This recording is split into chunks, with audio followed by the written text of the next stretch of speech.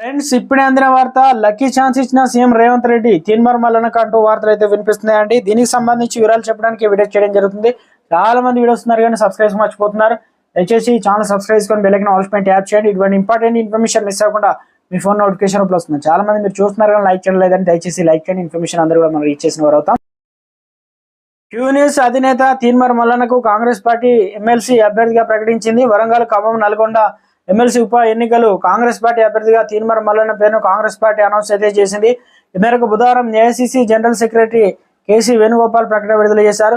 ఇక గత బీఆర్ఎస్ ప్రభుత్వ వైఫల్యాన్ని ఎండగడుతూ తీన్మార్ మల్లన్న ఇదే స్థానం నుంచి గతంలో ఎమ్మెల్సీగా పోటీ చేసి 2 స్థానాల్లో నిలిచారు. ఇక పల్లారాజేశ్వర రెడ్డి ఈ స్థానం నుంచి ఎమ్మెల్సీగా ఎన్నికయ్యారు. కాగా జనగామ నుంచి ఆయన ఇటీవల ఎమ్మెల్యేగా ఎన్నిక కావడంతో ఈ స్థానంలో ఉప ఎన్నిక అనివార్యం. ఇక అసెంబ్లీ ఎన్నికల ముందు కాంగ్రెస్ పార్టీలో చేరిన తీన్మార్ మల్లన్న అస్తం పార్టీకి స్టార్ క్యాంపెయినర్ గా నియమించిన విషయం కూడా తెలిసిందే.